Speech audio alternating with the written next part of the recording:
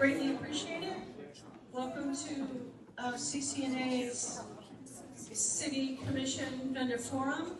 Please don't make me have to shush you, Eileen. Thank you. Yeah, I call you out by name if I know it. Before we get started, a couple of things. We're going to do some really quick business, and the rest of the meeting will be dedicated to the vendor forum. So, first and foremost, silence your phones so that we are not interrupted by that. Thank you very much. I'll try to remember to tell you to turn them on at the end. We have some special guests today from the city I want to acknowledge. First, we have Planning Director Steve Cover is in the house. I just saw Commissioner Liz Albert slide in. There she is in the back. Liz, welcome. Interim Deputy City Manager Jennifer Jorgensen is with us this morning. And of course, Nancy Kelly. And from the county, we have Commissioner Mark Smith. And Esther, who is going to be my timekeeper. All right, so really quickly, this is something I forgot to do the last meeting, and I always forget it, and Daniel always reminds me, and he wasn't here at the last meeting, so I screwed that up. We need to approve our April 4th and May 2nd membership meeting minutes. Can I have a motion from a member to approve those minutes? Carl, is there a second? Rob, second. All in favor? Aye. Any opposed? Thank you. Thank you, Daniel. The police report is on our website for June. It's been put out there. Please feel free to review it. The only report we're going to do is a treasurer's report. Melinda, you're in the house somewhere.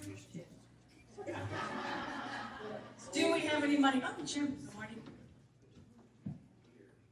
I thought we were dispensing with reports today, but we got about just under $6,000. We bought a new microphone and then another one broke, so we're playing the microphone game again this morning. So I'm going to talk to you a little bit about what we've got going today. We have City Commission at large up for election this year. There are 2 at-large seats. One is currently held by Jenny Ahearn-Koch. The second is currently held by our mayor, Debbie Trice. Debbie Trice, as of right this minute, is not rerunning. So these wonderful people right here have decided that they'd like to be a city commissioner, and we're going to talk with them today. The rules of the game are, they have 2 minutes each for intro, then we will ask a question. Each will have 2 minutes to answer. And then we'll have a 2-minute wrap up at the end. All the questions will be given by our moderator, Will Loera here. Each person gets 1 rebuttal. They can use it anytime they like. Sort of like a, what do you call that in golf? Mulligan, thank you. You can tell I'm a big golfer. And then you can have all the conversation you have with them at the end. Everybody clear on that? And someone asked in the back if they could please stand when they speak, and yes, they will, so you in the back can see them. And then the folks that are sitting by the camera back there, please keep any sidebar conversations really, really low, or we're going to capture it for all the world to hear. You might not like that, okay? With that said, we're ready to get started. Thank you. Hey, thank you very much. I forgot something. Yes, one more thing. Sorry. For you all, when you're 2 minutes are almost up, I'm going to hold up this sign. I'm going to be sitting right here, so you can't miss me. And then when you are out of time, it's going to say, stop, time is up. And if you don't stop, I'm going to come and pop you one with my microphone. Okay? So in order to not have any police activity today, please stick with the timing. Thank you. Awesome. Thank you so much, Kelly. Thank you, everyone, for being here. As Kelly might have already noted, it is going to be about 2 hours long. So I just want to remind everyone about that in case, and just in case, because it's 2 hours long, bathrooms right there, and right over there. So thank you all as well for being here. And we already know what the ground rules are. And so we're just going to rotate who's going to answer the question. We'll just start over with Jen, and then every question we'll just move on down and rotate through the panel. But why don't you start with an introduction? Take 2 minutes to introduce yourself. We'll start with Jen. Thank you. Good morning, everybody. Can you all see me? And hear me? Yes. Good morning. My name is Jen Ahearn-Koch. First of all, I wanted to thank Kelly and everybody from CCNA for hosting us this morning. And I wanted to thank my fellow candidates for being here and showing up. And I also wanted to thank you all for taking part of your weekend and your Saturday to be engaged and to listen to the issues and where we stand on them. Because local government is the government that impacts you the most. So it's really important you're here, and it just makes my heart very happy to see everybody so engaged. A little bit about myself. My name is Jen Ahearn-Koch, and I am currently representing you as your Sarasota City Commissioner at large, and I am running for re-election. My parents came to Sarasota in 1970. I bought a place here. I went to high school here. I went away to college to the American University in Paris, France, and where I got my Bachelor of Arts in International Affairs. I then went to Columbia University in New York City, where I got my master's degree in International Political Economy. I moved back to Paris, where I got another degree that gave me working papers. I worked for 7 years in marketing and design. And then in 1996, I moved my family back here and worked at the Oslo Theater as the art director. Shortly thereafter, I started my own company called JAK Consults, and I do marketing consulting, public relations, and design for small local businesses and for nonprofits in the area, mostly arts organizations. In 2001, I decided to get involved in my neighborhood. We were having a development that was proposed on the border of our neighborhood that was incredibly impactful. From there, I joined CCNA, and I was on the planning board. I ran for city commission in 2017, and I hope to earn your vote at the election on Wednesday. Thank you, Commissioner Ahearn-Koch. All right, Flo Entler. Hello, everyone. Hello, neighbors. Flo Entler. Thank you for having us, and thanks for taking the time. I moved to Sarasota when I was 25, and I've lived in our beautiful city for 37 years. And I proudly dedicated countless hours to my neighborhood and our community. I'm the president of the Arlington Park neighborhood, and because I'm running, I had to resign as the second vice president of CCNA. For over a decade, I've been showing up at City Hall, speaking at commission meetings, planning board meetings, park and recs, historic preservation, and public arts committee, to name a few. Going to battle local issues such as flooding, traffic, noise, safety, affordability, construction, and parks. The everyday issues that affect our quality of life. I'm passionate about parks and trees, and I recently saved a 230-year-old grand oak tree from a developer's axe in my neighborhood. With the help of city staff, neighbors, Commissioner Jen was on that journey with us. The tree we nicknamed Pink Floyd still stands today. Pink Floyd because it lives on Floyd Street and had the thread of the pink ribbon. As a triathlete and marathoner, I tell that story because that experience showed me when we work together, we can keep what matters even as we grow. So as a triathlete and a marathoner, my campaign is based on running a lap, livability, accountability, and public good. Livability meaning asking every single time, does this make our neighborhood safer, greener, more walkable, more affordable? Accountability for no rubber stamps, no decisions made out of public view, and for fiscal responsibility. And public good to ensure that city policies put residents first, you first, and not special interests. I care deeply about our neighborhoods, our community, and our shared home. And I truly believe Sarasota must be livable for everyone. Longtime residents, young families, small businesses, and renters. I'm running to be your voice. I feel like we've lost our voice at City Hall and the Commission, so I'm running for you. Vote for Flo, August 18th, November 3rd. Thank you very much. Thank you, Flo. John Harshman. Thank you all, and thank you all for being here today. Thank you, fellow candidates, for also showing up. My name is John Harshman. I grew up in Dayton, Ohio. I went to college in Northwest Georgia right out of high school when I was 18, and on the Ides of March, I hitchhiked to Sarasota with $20 in my pocket. I put myself through college and then found a career in commercial real estate. All during my early years, I lived in 4 different neighborhoods in Sarasota. Heights neighborhood, which does not have a neighborhood association. And during my career, I became an expert in the city's land use and development code. And since the early 1990s, I have dedicated myself to many causes and served on numerous not-for-profit boards and city and county advisory boards and chaired many of them. I learned from those boards stewardship, and I was a steward of other people's money all the way through my career and on those boards, and continued the sustainability of many of Sarasota's most storied institutions. And in my spare time, I taught Taekwondo for 25 years to hundreds of Sarasota students and adults and won a national championship in sparring along the way.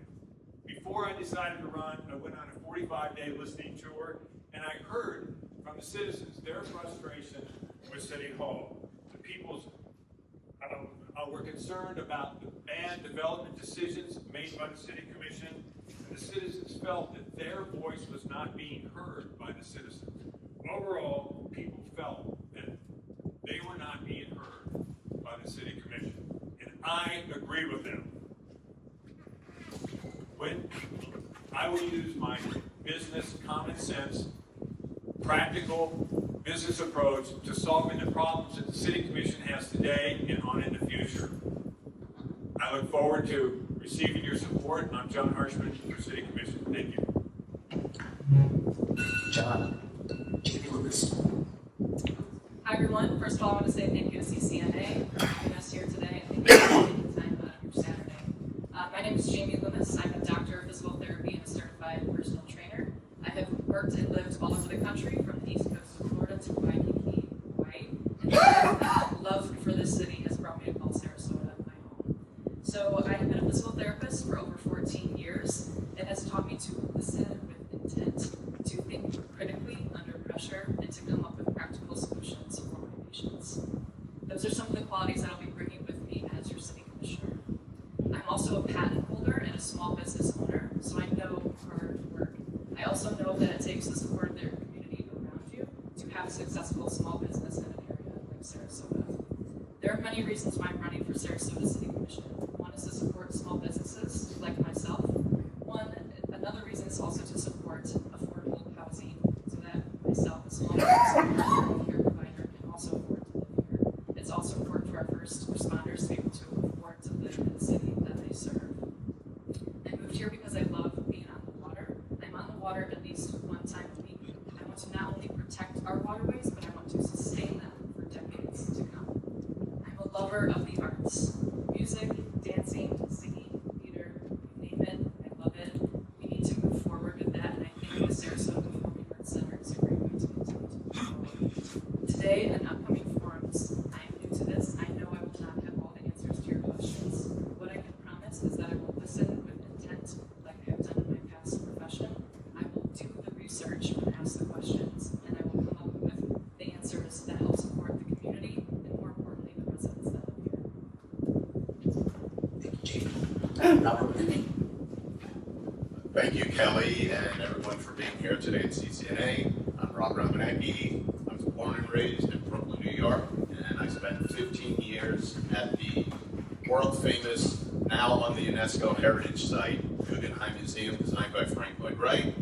When I was there, I became Director of Security and Safety, and in that capacity, I was responsible to make sure that the Guggenheim Museum and its 5 other locations in New York City adhered to all land use codes, all building codes, all fire safety codes, all OSHA compliance, and all ADA compliance. I was also responsible for the largest department of the Guggenheim with over 100 direct employees. I was responsible for training and keeping safe the 500 other full-time employees the Guggenheim had. I was responsible for one of the largest and greatest modern art collections, which at the time was valued at over $8 billion. The biggest responsibility I had was to ensure the safety of the 1 million plus visitors that visited the Guggenheim every year. From the Guggenheim, I became a consultant for security, safety, and museum operations. And while I had some work in New York where I was able to do that, this enabled me to become a stay-at-home dad to our 2 awesome sons. And from there, when my wife Jennifer was offered the position to become the president and CEO of Selby Gardens, we wound up falling in love with Sarasota and said yes immediately. Great school system, great arts and culture, greatest beaches in the world. Upon coming here, we found that Sylvie was not in the greatest condition. So she asked me to become a pro bono consultant for her, with security, safety, and museum operations. In that capacity, I helped renovate the historic Payne Mansion to be ready for Masterworks to start a program. I'm running for city commission because I think our city is great, but it could be a lot better, and I hope you vote for me. Thank you. Thank you, everyone. Nice to meet all of you. Thank you for your amazing introductions. We're going to move on to our first question. And this first question, when we begin, will be answering. We'll start with Flo. Okay. So the first question will relate to affordable housing. Recognizing the city has made inroads into this type of housing with developer incentives, would you support a property owner incentives program to convert short-term rentals back to long-term rentals in residential neighborhoods? And how would you approach? Second question, should the city be in the business of building and managing rental housing? We'll begin with Flo.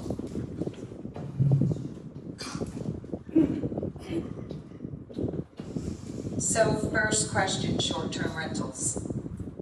My neighborhood is inundated with them. I actually got 4 on my block of 16 homes. So I would be all for giving incentives to turn short-term rentals into long-term rentals. Long-term rentals become your neighbor. Short-term rentals bring lots of issues, such as late-night parties with loud noise, extra vehicles. We have scooters up and down the streets and garbage.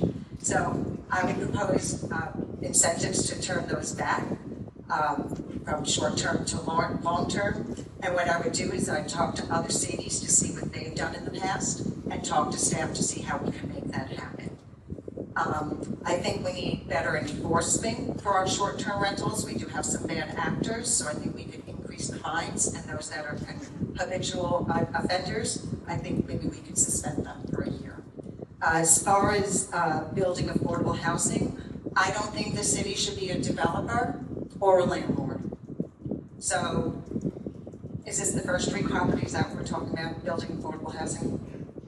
General question, okay. So I don't think we should be a developer or a landlord, but I do think that we can change our zoning for the affordable housing. The equation we have working right now is not working. The 120 AMI, 100 AMI, and 80 AMI, it's not targeting our workforce. To quantify this, somebody making $50,000 a year would only be in the 60% AMI bracket. So we're missing what we should be targeting, so we're not fixing our problem.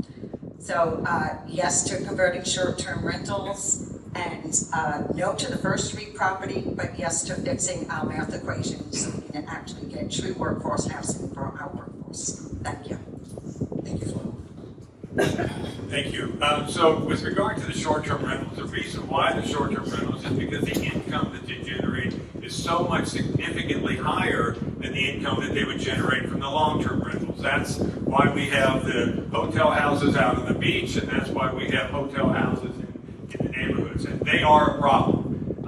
It's great to try to look for some way to return them back to long-term rentals, but there's going to be a huge economic delta there. So how much money do you want to throw at it? Or I don't know that there are grants available. If there are, then maybe we can look at that. But the challenge there is going to be if the landowner owns a short-term rental, they're getting a huge annual income from that, and then they change it back to long-term rental, and that income is 15-20% of what they were getting. So with regard to the city becoming a developer, absolutely not. It is a very, very difficult and challenging business. I know we see all these projects going up around town, and it makes it look easy, but these are very well-schooled, very well-funded developers that really know what they're doing. The city should not get into that development business. One of the problems with the first street is that not only did they buy property that would not work for affordable housing, it's too narrow. When you go above 5 stories, it just gets ridiculously expensive. But also, it took staff time away from doing what we hired them to do. Thousands of hours of staff time went into trying to be a developer when that's not what we hired them to do. And therefore, their regular jobs then get put to the side. And we end up, as citizens, end up suffering from that. Thank you. So when it comes to short-term rentals, I think it's something that we need to go around and ask the community. I have actually a few friends who have short-term rentals in the area, but it's only because that's the only way they can afford to live long-term in Sarasota. It's their second source of income. There's not the same rule applies to everything. I understand both sides because I can see how, yes, the party atmosphere, maybe people are just coming in, but it's also the reason that a lot of people end up moving to Sarasota, the people who visit it. When you live in or when you rent a house, you get the real feel for what it's like to be in the community. Not everyone here coming to stay in these houses are here to party. My sister, my family are some of those people who do those short-term rentals so that they can spend time with me and see the city that I love and live in. I'm not saying yes or no, I'm saying to talk to a larger majority of people and see where people fall in it and then come up with the right answer for the bigger issue. When it comes to the developers, I think the developers should continue to be making the decisions when it comes to affordable housing, but as the city commission, we need to be in communication with those developers so that they're not just making plans without us or the people in the city being able to be a part of those decisions. Affordable housing is a necessity. We are growing at a very large rate. Affordable housing will actually help to protect our neighborhoods. It will help protect the greater good, but I think the developers still need to be in charge of that, and we as a commission just continue to be involved, communicate with them, and communicate with the people to balance. Thank you. As far as the short-term rentals versus permanent long-term rentals, I think it's important to be able to have people come here for a couple of days, enjoy the beach. I understand, and I've been at CCNA meetings and other neighborhood association meetings, there is a problem with short-term rentals and getting big groups going in and having parties and parking 5 cars on front of everyone's lawn. That needs to be dealt with from the city side. Not necessarily get rid of short-term rentals, but let's regulate it to where it's acceptable that everyone who lives here can have a quality of life that's where they want to be. As far as affordable housing, the city should never be a landlord. They shouldn't own a building for housing. They shouldn't be a landlord. I grew up in New York City. I saw what projects were. There's not enough money to go around for them. So no, the city should not. Affordable housing, the things the city can do to bring the housing for the workers is we need to put top priority on every agenda for anyone who wants to make a housing for the workers. We need to reduce redundancies in the filing process and make the economic impact of the developers less and make it more inviting to want to do this.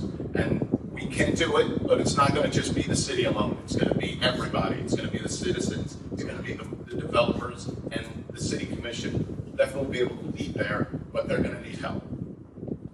Thank you. Commissioner Ahearn-Koch. Yes, as far as the short-term rentals go, we've kind of seen that happen already naturally. When we introduced our hotel house ordinance in the city of Sarasota requiring short-term rentals to register, some of the folks found that process a little bit burdensome. And so instead of being a short-term rental, they have now switched back to a long-term rental. They would rather not go through that hotel house ordinance registration and have switched back. So that's been sort of a natural, unforeseen consequence that is a good thing.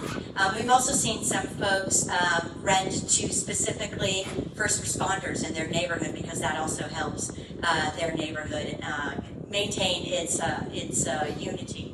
So yes to incentives for short-term rental conversion back to long-term rentals where it makes sense. It's important also to understand that the state has preempted the city of Sarasota from Airbnbs, the true Airbnbs where you have a room in your house and you rent it, that we are preempted from regulating, so we cannot do that. So there will always be this available market for short-term rentals in that situation of a real Airbnb. As far as the city being a landlord, I'm the city's liaison to the Housing Authority at the moment, and the Housing Authority, in partnership with lots of other organizations throughout our community, we have been really aggressively building as much affordable, attainable workforce housing as can be built. But I do not see there's a problem potentially with a rational nexus between a valid municipal purpose and the city being a landlord. So I'm quite sure we'd be in trouble with that. So I'm not sure that that's a road we should go down. No municipality does that in the state of Florida, and I don't think we should be the first. Thank you, Commissioner. We'll move on to our next question. The CCNA members are active in their city because we all love our city. How will you create better direct communication with the neighborhoods as our city continues to grow? Begin with John. That's a really good question, and just the demonstration of you all being here today shows the neighborhood interest. It shows all the citizens. Our neighborhood did not have a neighborhood association, and yet here we are. So people throughout the city are interested in what goes on in the city, not just from how they're using your tax dollars, but that's kind of the first thing a lot of people look at, but who takes care of our streets? Why is it not as clean and safe as we would like it to be? Why why are they buying property on First Street instead of using those funds to for some other better good for the city? So how do we as commissioners then relate better to the community? We need to listen to them, and not only listen to them, but we need to hear them. Oftentimes when I'm watching the commission meetings and there's the open to the public, there's some really brilliant ideas that come out of the citizens' mouths. And it gets ignored by the city commission. And one example, in January 5th, 2023, when the city commission voted for the density bonus for all of downtown, one of our citizens came up and said, look, this is not a good idea, but if you're going to do it, at least put a sunset on it. All the other density bonus programs that the city had before that all had sunset clauses in it. This one does not. So it's the commission's responsibility to listen to the citizens, and the citizens' responsibility then to get out there and to make their voices heard. Thank you. Yes, so communication is key in any relationship. We all know that. So I think the biggest thing is making sure that we continue to communicate what we hear on a certain level and relate it back to the people, because the role of city commissioner is literally to serve the people. So if we don't know what the people want or are thinking about certain things, then we're not going to be serving them properly. I can relate this back to my profession. People come in with back pain, and the number one thing they say is, I just want to understand it. It doesn't mean that you can necessarily change it, but understanding it is a big part of the issue. I know a lot of people in the neighborhood have been upset at certain administrative review of things that they don't have control over. Some things we will not be able to change or give the people control, but at least if we can communicate those issues and make you understand why certain things are happening, why the city doesn't have control, then I think it's just peace of mind. When we do have control, that's when we need to be listening to the people and, again, making those decisions for the community, not just from above. Thank you. Rob. Communication from the city to the citizens is very important, and I actually think the city does a pretty good job. I get emails almost every day about what's going on in the city, but it's also good to hear from the people back to the commission, and I think the city commission can do that further by getting out and about, coming to the CCNA meetings, going to the neighborhood association meetings. Since I've been running, I talk to people in every Publix in town. It's just get out there.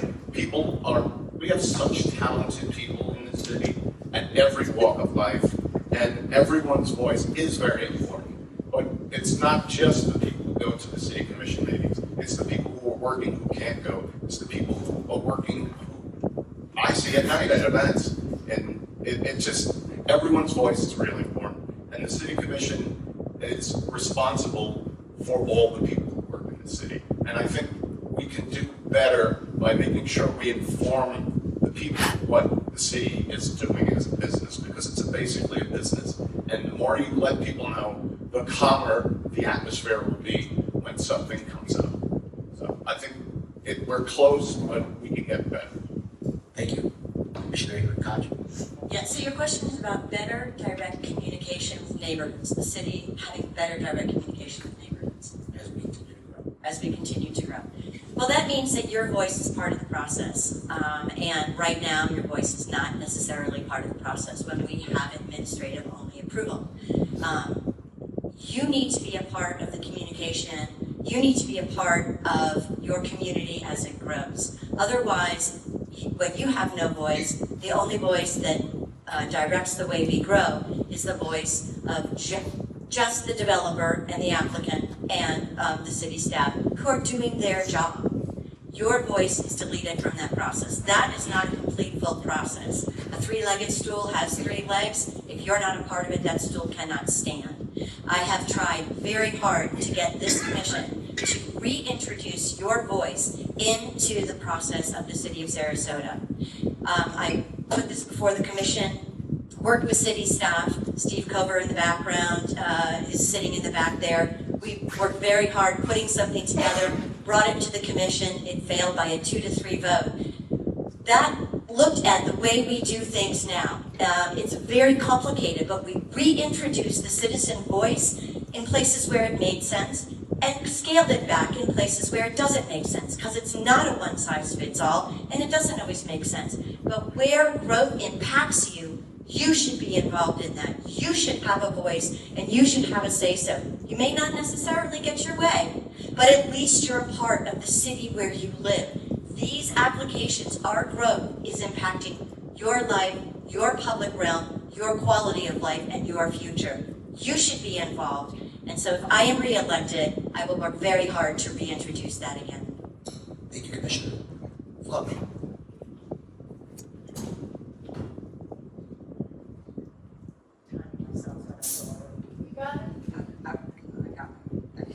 So this is one of the reasons why I'm running, because our voice has been stifled over the past few years at City Hall. So I believe in free and open communication, I believe in transparency, and I will always have an open door policy as your commissioner. And what I've been doing as part of CCNA and for my campaign, I show up to all the neighborhood meetings. I've been doing that for years. And that's really where you can find out what's going on at the ground level, issues with the neighborhood meetings. Then, of course, we'd be showing up to CCNA where all the neighborhoods gather. Because we realize sometimes that even though every neighborhood is different, our issues are more similar than we know.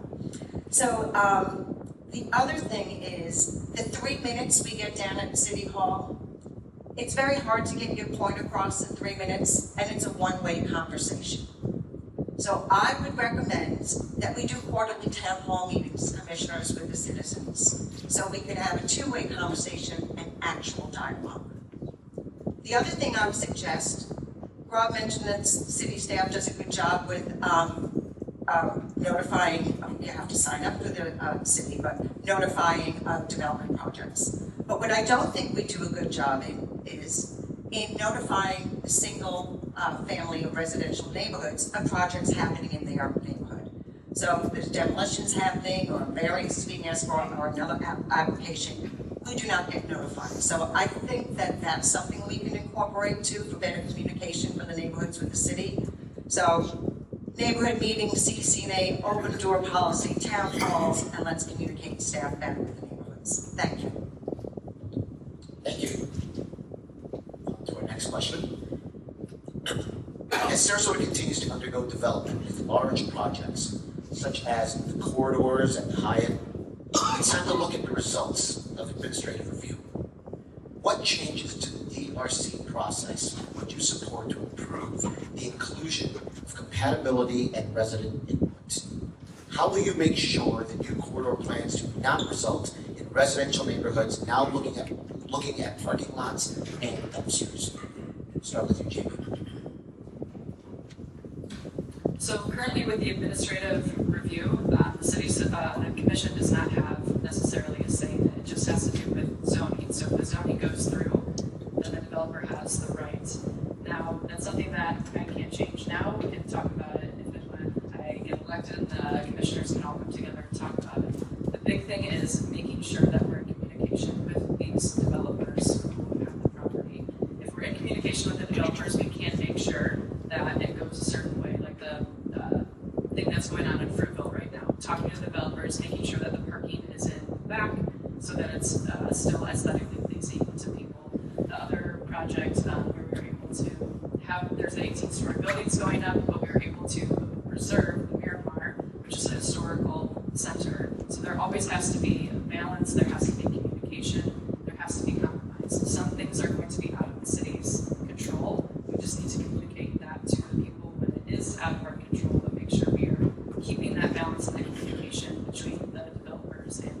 neighborhoods. Thank you. As far as being able to change anything with the DRC review, we are stuck right now because of SB 180. We cannot put any more stringent restrictions on development until that expires. That being said, moving forward, if we get past that point and we can start changing our code, it's important first to get a master plan in place, which is for not just the downtown. We should probably have an entire city master plan because District 1 and District 3 should be involved. And that goes back to the communication then with all the citizens in the single family homes as well as the people who are on the mailing list. What I would like to see is adequate parking for any building that is being built, much better setbacks. I hate zero lot lines. We need walkability. We need landscaping where we have shade trees, not just palm trees. Palm trees are pretty to look at, but they don't really serve an environmental function. They're not very good at scrubbing carbon dioxide or producing oxygen. So those would be the things I would work on, but we have to get past SB 180, and I would talk to Tallahassee, and I have spoke to our representatives already. Let's get this changed now. It's hurting our city. It's not helping the city. Thank you. Commissioner Ahearn-Koch. Yes, so as far as the DRC goes, we can have a representative of the neighborhoods at the DRC process. It's something we've talked about already in the past, and it is something I think that we can pursue. It shouldn't be somebody from the city staff, but I do think that we could have a neighborhood representative there. What we really do need to have is meaningful and accountable citizen input in the process. And what I mean by that is that it shouldn't just be a head nod to input. It really needs to be accountable. We need to have a situation where it's not only at the DRC process, but we have a community workshop, notes are taken, and when a response is given or ideas are thrown out by the community and worked on by the developer, by the staff, by the residents, that's all accountable. And that when we come back to it later on in a planning board session or in a community or in a city commission meeting, that is something that we can track and we know is real and it's accountable. So working towards introducing the citizen voice in the process is something that we need to be doing. And we can do that by working through our own definition of administrative-only approval and make it administrative approval, but with a community workshop. Administrative approval, but with representation at DRC. Administrative approval, but with planning board and city commission. We can figure out what makes sense. This group, CCNA, has been working on this issue for a very, very long time. I continue to hope to work with you all to figure out what makes sense at the staff level, at the city level, at the neighborhood level, and at the CCNA level so that we can properly represent you and you can have a voice in that process. Thank you, Commissioner. Flo. Well, I do not like administrative approval. It takes our voice out of the process and we no longer have say in how our city grows. As Jen said, the good news is we could change the definition and we could put our voice back in. As far as administrative review, our codes have to be perfect for it to work. And we know our codes are not perfect. Look at the loophole the developers found with the Obsidian. So administrative approval, like I said, let's go ahead and change that definition so at least we can put our voice back in the process. As far as the DRC, compatibility should be part of that process. And what I think we need to do is quantify what we mean by compatibility. So staff knows exactly what we mean and the developers can't play games with finding loopholes. And then as far as the corridors, I had a guest column in the paper a week ago about we're building too much too fast.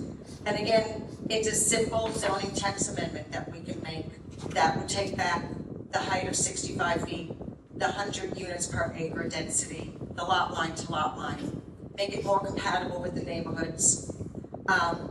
We have right now this issue happening in the Arlington Park neighborhood, Midtown Plaza.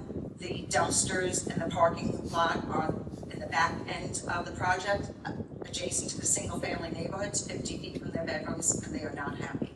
So I'd like to see us split that back because the residents seem to always pay the price for the development. So do not like administrative approval. We can definitely do better with our compatibility for our, the definition of compatibility. And then let's bring the corridors back for the people. Thank you, Flo. Chuck? Thank you. With regard to the corridors, the urban mixed-use future land use designation was created by the city several years ago with the idea that it was going to be used to revitalize some of the older, failing shopping centers around town. And they put some incentives in there that had affordable housing and so forth. It's a little restrictive. Nobody has ever used it. The Midtown Plaza is being processed under its current zoning, commercial general district, and they're using the density bonuses that is permitted within that density. So there are a little bit different issues that we have to deal with. But let's talk a little bit about administrative approval. When Andres Ronnie put it in, it was an idea that was accepted by the community at large. But over time, and that was when his code was written, and over time the code has been amended with the text amendments over the years. And as an example, our Obsidian that has been such a thorn in everybody's side. So the developer, under the current code that we have, they can create or they can call a hardship. And the hardship can be because their lot's too small or the lot's irregular. And so that developer said, this lot's too small and it's irregular. I can't put my trash receptacles here and for the trash trucks to come in, nor can I have my delivery zone. So what's his recourse in that? He writes a letter with his solution to the city manager, and then the city manager, an unelected single official, makes that determination. So that aspect of the code can be changed soon, that if there is a hardship or exceptions, they don't go to the director of planning or they don't go to the city manager, but they go to the city commission. Additionally, we need to have neighborhood meetings, compulsory neighborhood meetings with a representative from the city that can explain the site plans to the residents. Residents shouldn't have to know how to read a site plan or read blueprints and plan. They should be able to go there. The city can tell them what's what in the site plan. Thank you very much. It's a complicated topic.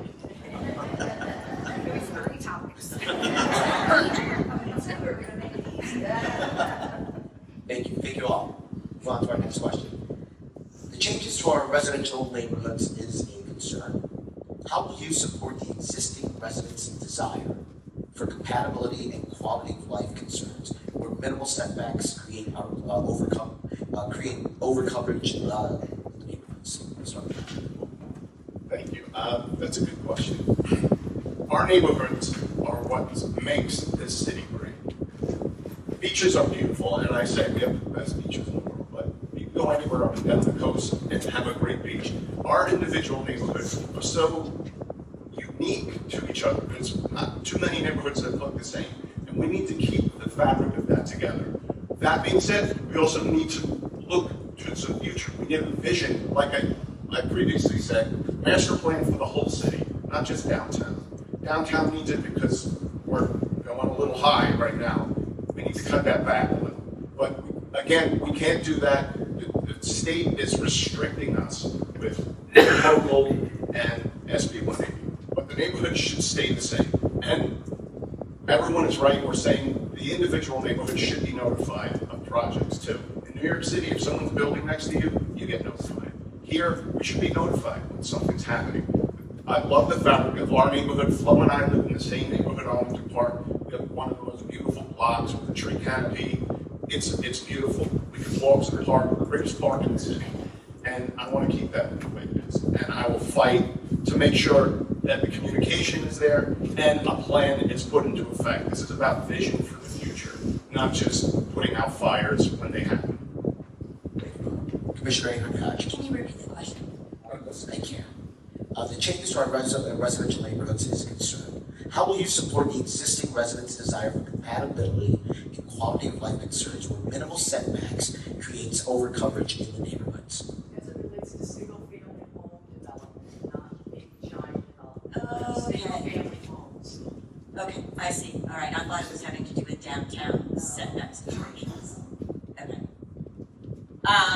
Yeah, so our neighborhoods are one of the most important features of our city of Sarasota because we have a very vibrant downtown, we also have these gorgeous old neighborhoods, and each and every one has their own unique texture, history, and issues that they're having to deal with. We know by this group how important our neighborhoods are. When I first represented my neighborhood, which is Tahiti Park right up here, I was so thrilled to come here to CCNA to be able to learn about all the different neighborhoods in the city of Sarasota. And I'm sure as all the candidates, as we go door to door, you learn about all these unique little neighborhoods and history and how we all fit together and continue to make this a beautiful, valuable, gorgeous city and community that we love. As far as setbacks go within the neighborhoods, this is a problem that we're experiencing with our own code enforcement and our permitting. We have allowed people to build homes to exceed the requirements, and then we come back in and we grant a variance when they have exceeded the setbacks. This is something that we need to look at. We have a new city manager. I'm very excited. She's bringing a lot of energy to the city and to our staff and to our culture.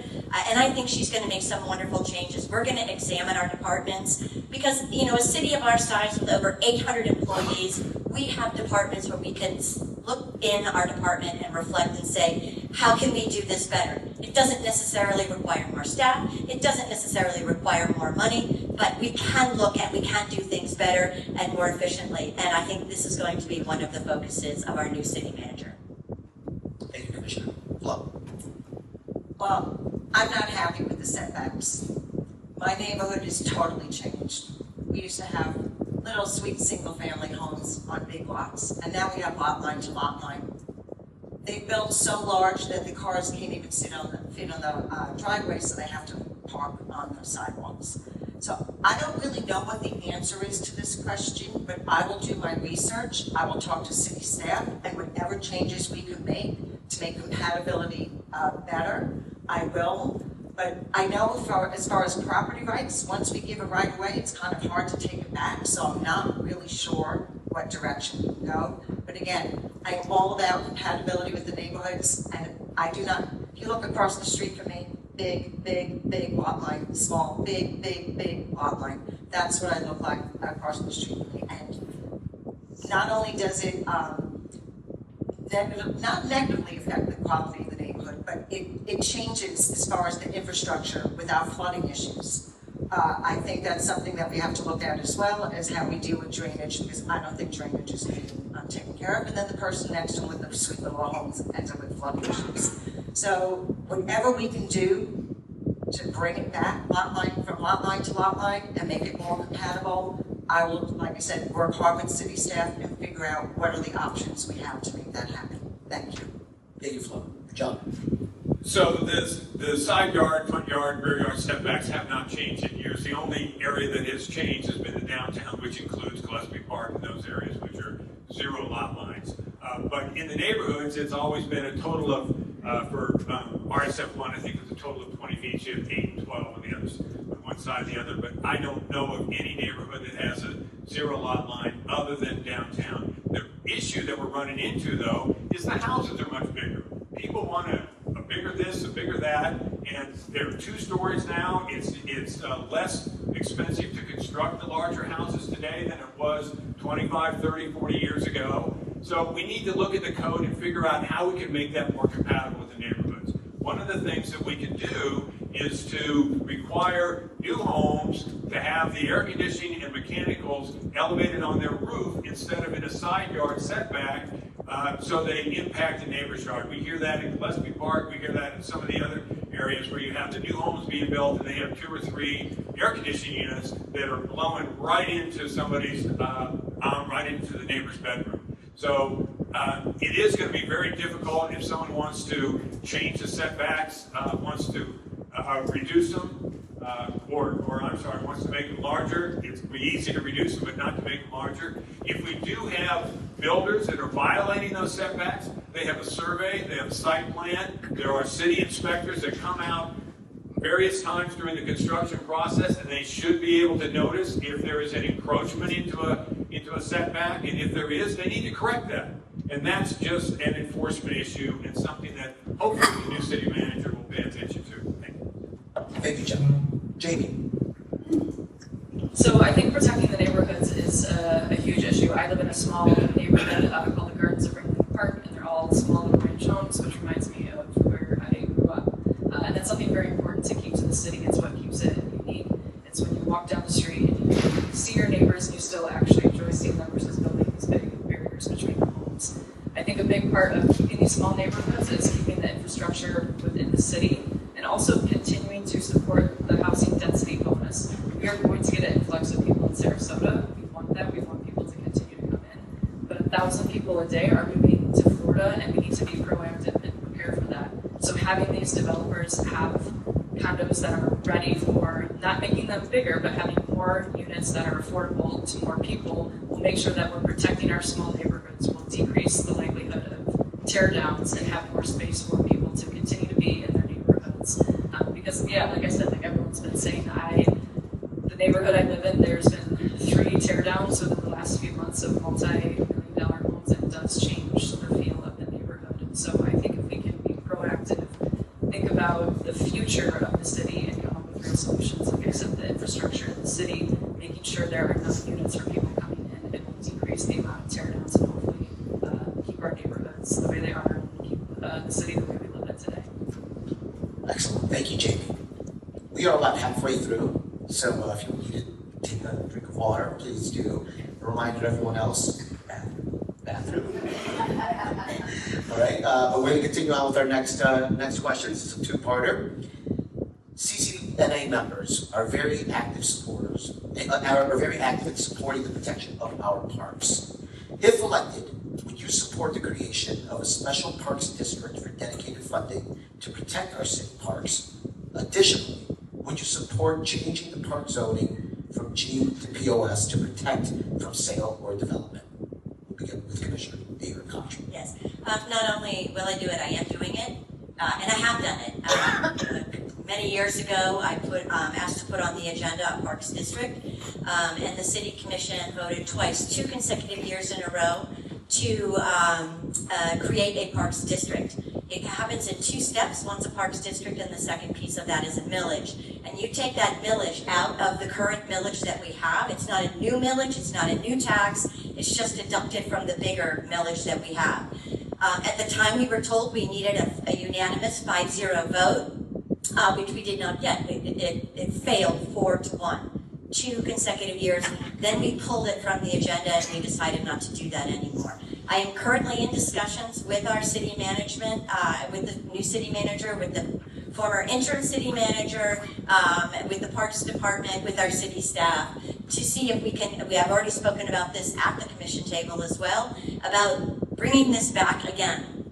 Research has shown that we didn't need a 5-0 vote, that we needed either a supermajority or a simple majority. So technically, we should already have a Parks District in place right now. 2 years in a row we voted for it. So yes to creating a Parks District. What that does is it protects our parks to plan and to maintain and to build and to acquire our parks, which are directly related to your quality of life, which are directly related to mental health benefits, and are directly related to the requirement that we have in the city of Sarasota in our comp plan to have so many parks acreage per person. So we have to comply with this, and this helps do that. Inside of the Parks District, we will create zoning, so a park that's a pocket park, a park that has a bathroom, a park that has other amenities. We can create several zones within it to protect and allow our parks to continue to thrive and be gorgeous. Thank you, Commissioner. Flo. So I'm passionate about parks and trees. I've spoken at City Hall many times about protecting our parks. I spoke against the proposed amusement park at Ken Thompson Park. I spoke against the sale of Cawthorne Junior Park to a developer. I spoke in favor of the conservation easement at Jones Nature Park.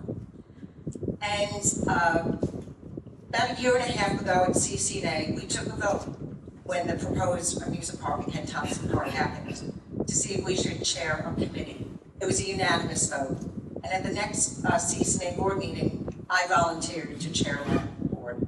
So for a year, I worked with city staff, the board, trying to figure out the best way to protect our parks. So I would definitely be, this is literally what we're working on in the committee, is to rezone the parks so we can protect them into a park zone, to make sure that it's a supermajority vote, a 4-1 vote to give it a better protection of a possible sale. And then the Parks District, absolutely, because right now, Parks has no funding. Anytime we need, it comes out of the general fund, and anytime we need extra money, it gets pulled from the parks. So I was actually down at the prep board meeting, the Parks Rec and Environmental Protection Board meeting, their last meeting to speak about the Arlington Park Ponds, and they were talking about it as Parks District. So I literally said, what can we do on this side of the table to help you on that side of the table make this district happen?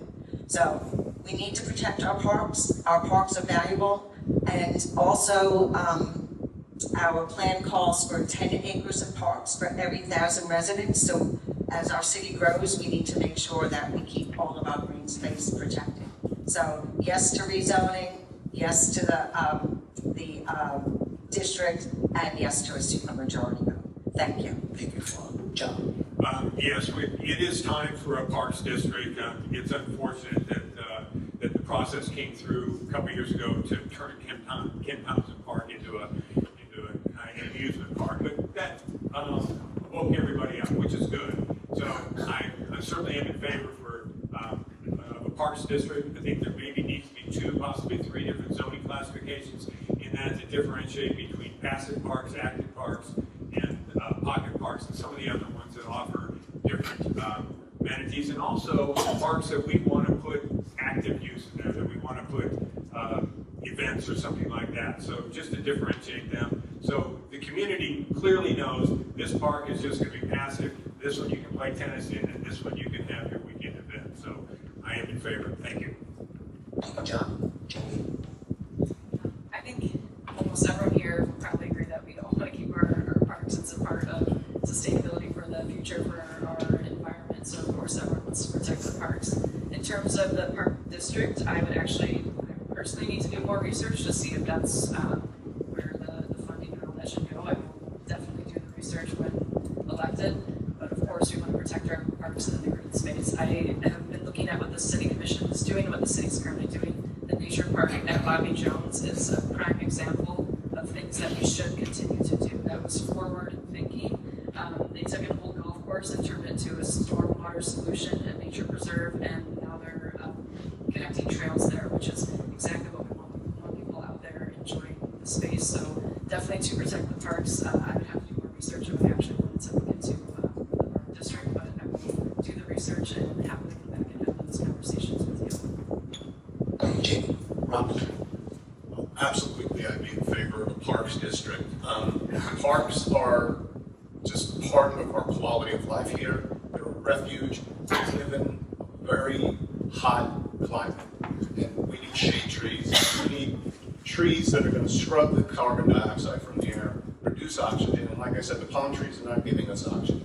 So yes, I would definitely be in favor of a parks district. We need it everywhere. We should not get rid of any park space. That being said, if the tax change happens and we lose tax revenue with the new tax plan that was put into place, it's going to be very hard to fund it.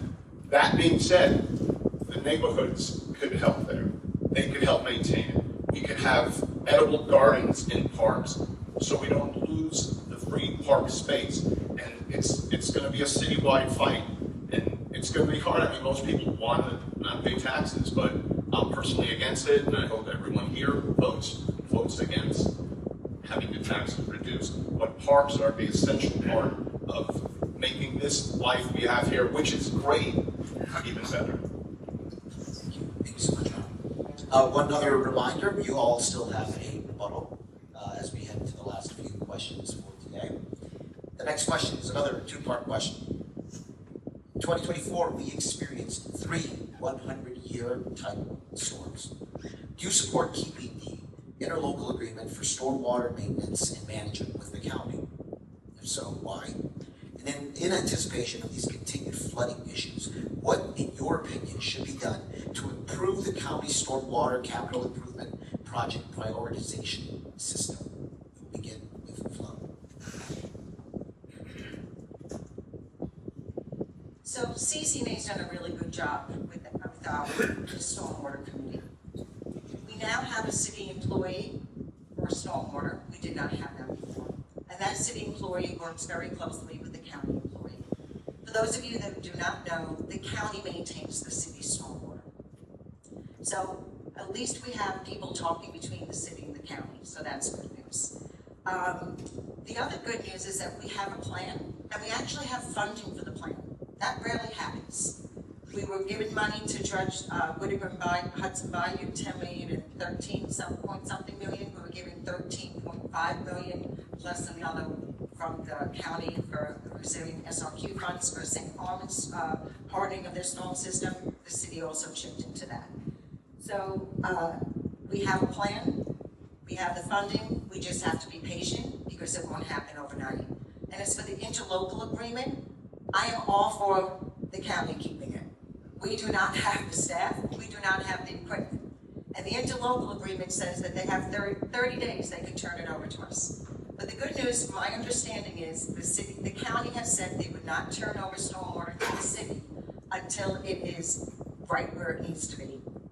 So that's probably going to take about 10 years. So if they do decide to turn it back to the city, we have plenty of time to figure that out. But I'm all for the county maintaining it. And again, they have already started dredging for Leapy Creek. We just have to be patient to let the process play out.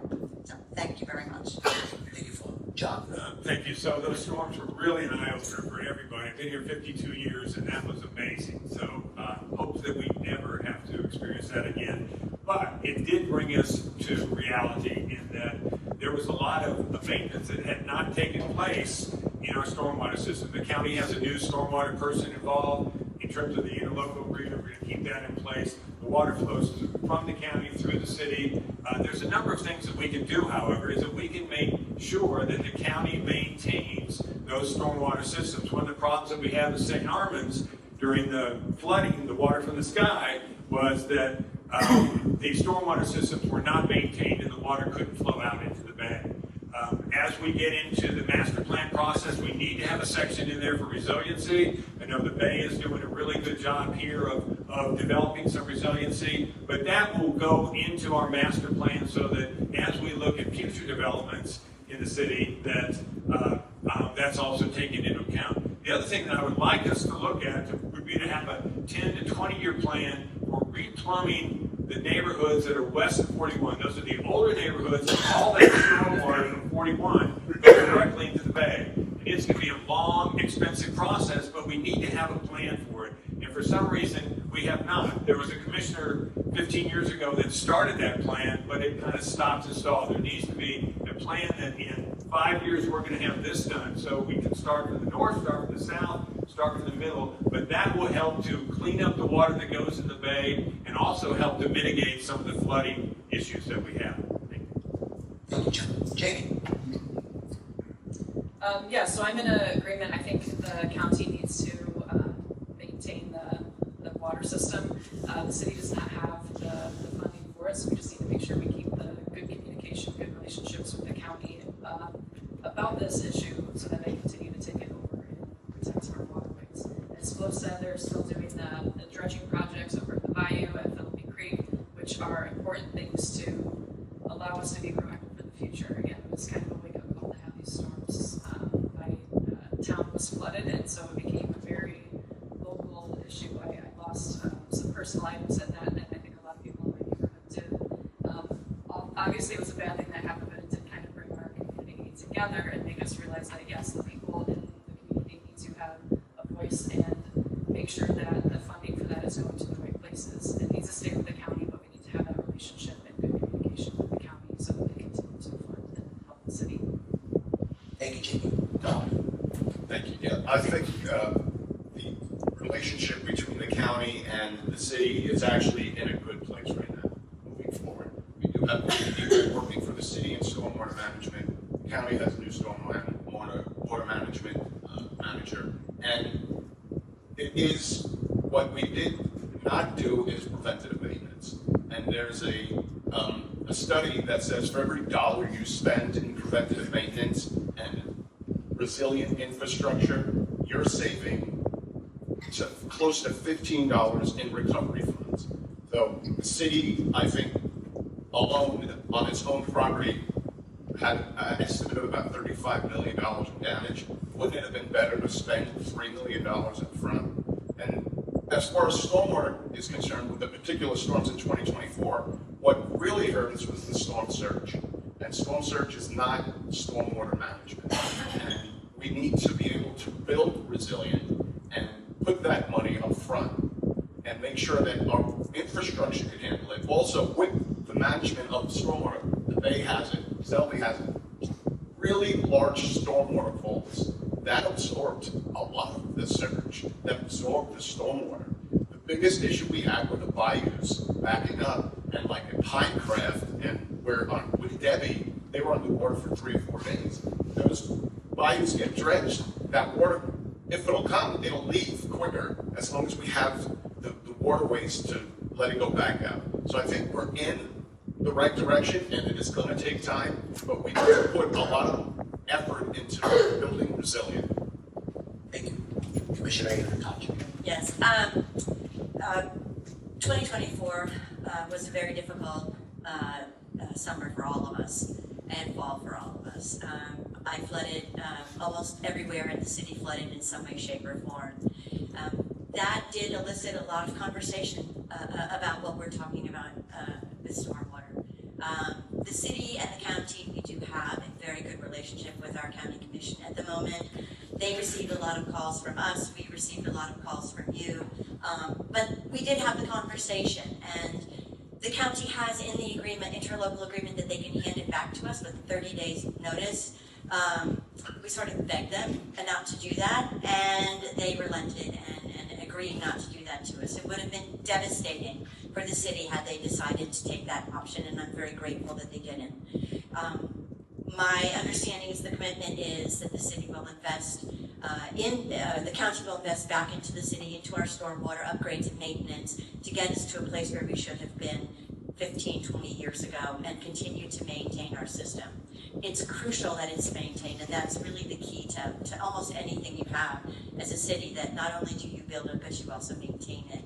So yes, to keeping the relationship with the county, and the other question was priorities. Obviously, the St. Armand's and a lot of our the areas closest to the bay are priorities because that's where the waters flow. But the county is working with the city very closely. These are professionals, these are engineers, and they are working to tackle the problem. So I'm confident they will. Thank you very much, Commissioner. Move on to the next question. This one's very personal to me. It goes without saying that we all, including all of the candidates, appreciate the essential role of the arts in Sarasota. It's the reason why I moved here from Boston. If the county does not financially support the new SPAC, how will it be funded? Boy, that's a great question. That's a lot of money. The city's going to have to, sit back and figure out if that's something that we can do now without the county funding. I'm certainly hopeful that the county is going to, figure out their position on it. The city has already agreed to donate land for SPAC. They've already put in the TIFs district, so that generates a lot of money. It's clearly not enough, but the city has done a lot to go out and ask the taxpayers to pay for SPAC. That's going to be a real challenge. We all want a new performing arts hall. I'd love to go there and see different performances, but again, it gets back to dollars and cents. It's the same thing with affordable housing. Like, we would love to deliver affordable housing, but how do we pay for it? We'd love to deliver a new performing arts hall, but how do we pay for it? So I don't have the answer for you at this time, but it's something that we can certainly work on as we go forward. Thank you. Thank you, John. Jamie. So hopefully the county will continue to help fund it. I know that's a big issue that people are thinking if it doesn't, but we've already got the price down of the Sarasota Performing Arts Center, and I think it'll be a really vital part of the city going forward, not just for the next couple of years, but for decades. We need to promote and support the arts here in Sarasota. It's a big way that we not only support the arts, but the other small businesses. We have business owners, it was going to support restaurants, it is going to bring the city up in the long run. So it seems like a big chunk of money now, but if we're looking into the future, it is going to be something that helps the city in the long run. So we've already gotten the prices down. I think we continue to go to the people in the city because it will benefit all of us in the long run. If you look at all major cities, they really pride themselves on the arts. Sarasota has prided itself as being one of the biggest arts centers on the Gulf Coast, and this will only help us to bring more people in, bring more shows in, bring more opportunities for small business owners along with the arts center. So it's Thank you, Jamie. Rob? Thank you. Great question. Arts and culture has been my life basically as an adult the whole time. And I am very much in favor of the Performing Arts Center in the fact that I think we have one of the most generous communities in this country.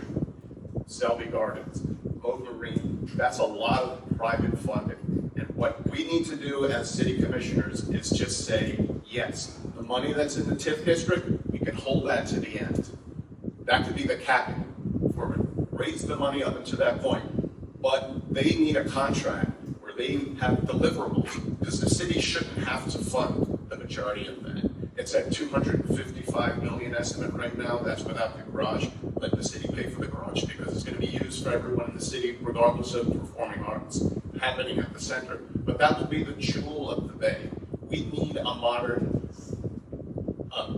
performing arts center that is for the future.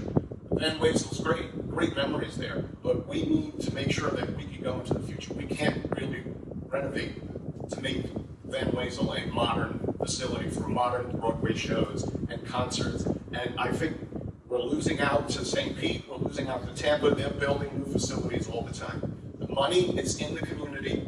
Let's just give them a chance. And if it doesn't work, that's what the contract's for. There are deliverables. And I hope that the county would come in at the end when they see that there's progress there and that it's capable, and that little chunk that the city and the little chunk that the county has available will go towards it. Because the economic impact of arts and culture in our neighborhoods here is $347 million a year. That's more than our city budget. And that was just in 2022 coming out of the pandemic. So the numbers are going to be higher now. So we need this, and I know we could do it as a community. Thank you. Commissioner Ahearn-Koch. Well, the city commission has voted to sort of table the conversation until after November.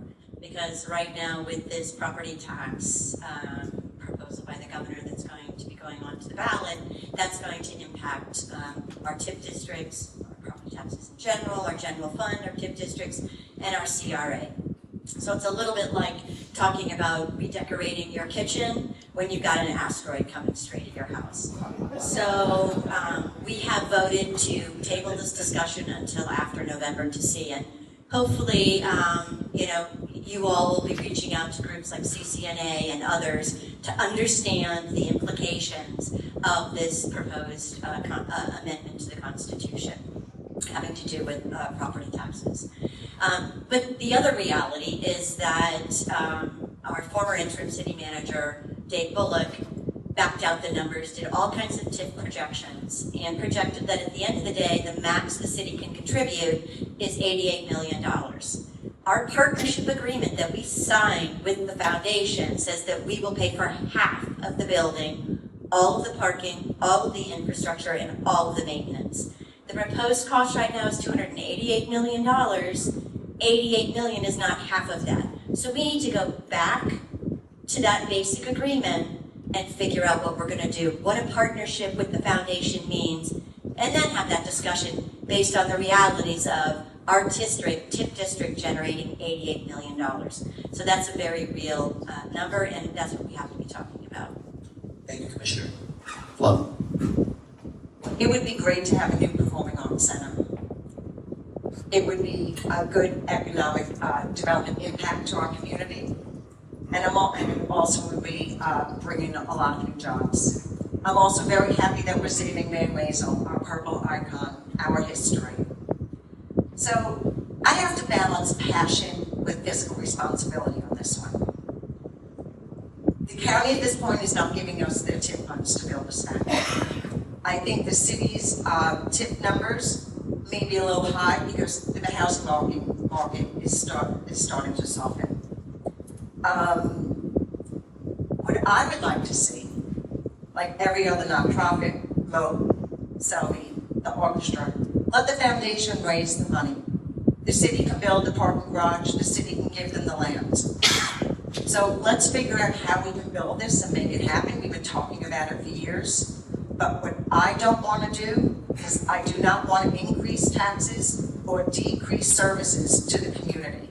So what I would propose is we treat this like an enterprise fund, that it pays for itself, so it never falls back on taxpayers' backs. So let's build it, let the foundation raise the money to fund it, the city can build the garage, that's going to be about $60 million at our cost. And the other thing I do want to say, Jen mentioned about the $88 million, that was, Dave Bullock at that point did not know that our budget came in at another $4.4 million lower. And I'm not sure about, but our penny sales tax came in $25 million less too, so I don't know if he had those numbers. So the numbers, the $88 million, I think, are a little high because we've had some changes in the budget. So let the foundation raise the money and let's build ours back. So, thank you. Next question. At every CCNA meeting, members bring up speeding, traffic calming, pedestrians, and bicycle safety. The traffic calming staff at the city has developed an all-encompassing plan to help solve these issues. There is no funding on budget for these needed improvements. How do you go about finding funds to implement this plan over the next 3 to 5 years? It was Jamie. Well, I think what everyone's kind of been bringing up is the new property tax proposal that has gone to play. And I think the biggest thing with that is to continue to educate everyone as well as the voters, because it sounds like a good idea in theory, but we will lose a lot of funding in the city. 50% of our budget goes to our police department. Our police department has done a great job of keeping the city safe.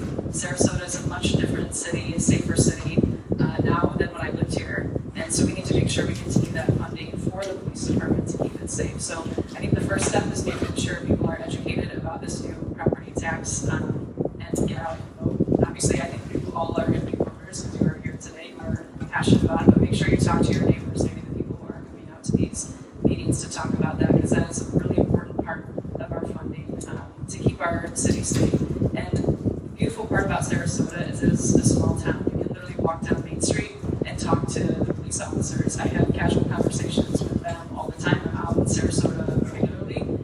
If our first responders are friends with us, if they can afford to live here, which is also a big part of affordable housing, our neighborhoods are safer when our first responders can afford to live here. They're going to take more passion and pride in keeping the city streets safe. So even if we don't have the specific funding, if someone that lives on that street corner, they're going to make sure they're going down and talking to the residents who are there to make sure people are abiding by the speed limits, keeping their neighbors, their people safe.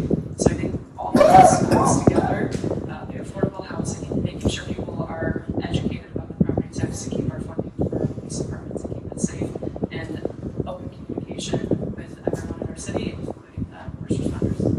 Thank you, Jim. Rob. Yes, it's a fairly safe city, and to me, the biggest safety issue is pedestrians and people on their bicycles. My corner on Jefferson and Floyd, in the past few years, I've seen 4 separate people on bicycles get hit by cars. We just unfortunately lost a citizen on a couple of nights ago, 38-year-old woman riding a bike on the Ringling Causeway who was hit by a car. It is dangerous, and it's not normally the bicyclist. We need better traffic signs. On my corner, we have 4-way, but only a 2-way stop. We should have a 4-way stop sign. The funding for that, a lot of what goes on has to go through FDOT. So we have to petition them for it. The city funding with traffic calming, and some of our meetings that I've gone to, people are like, it's not traffic calming, it's traffic causing, it's congestion causing. Yes, but this is about safety. We have an older community. We have people who love being outside. We have a vibrant downtown. We have vibrant neighborhoods where people like being outdoors. And we have to make sure that we're aware of what's going on when we're driving, when we're riding bicycles. And I think the bike lanes that were added so far have been helpful. A lot of people, again, say Ringling Boulevard, they're very upset because they can't drive anywhere in any reasonable amount of time. But this is about safety. Safety is first. Human lives mean more than any material. Properties, cars, and anything. That's when I was at the Guggenheim. First thing I told people: if we have an emergency, get out. Yes, $8 billion worth of art, but you're not replaceable. Someone can paint another painting that's just as beautiful. So safety is first. Thank you. Commissioner Ahearn-Koch. Yeah, so this is your lucky day. I'm telling you that we have budget meetings coming up this summer and in the fall when we will be deciding your budget. So this is the time for you all to weigh in. Come to those city commission meetings. Our meetings are usually filled with folks taking their 3 minutes and participating. When we have our budget meetings in the summer, nobody's there. So I welcome you all to come, participate, give us your input, tell us what your priorities are. That's how you fund things. You plan for it, you budget for it. We also get try to solicit appropriations and grants for all these kinds of streetscape fundings. It happens and we can do it. The staff did a great job working with the neighborhoods, figuring out how we can do safety, working with you all to figure out what you want to see in your neighborhoods as far as traffic safety goes, slowing traffic down. What can we do that's going to be impactful in your specific neighborhood? And so now it's time to talk about how we're going to implement it.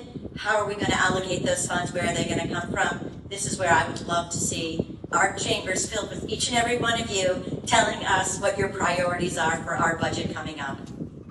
Commissioner Flo. So first I want to give a shout out to CCNA. This is another committee that they stood up, and they've done a very good job working with the city for traffic calming. Few things, we have our neighborhood streets are now going to be from 25 miles per hour down to 20 miles per hour. We have the new warrant program, thank you, Norm.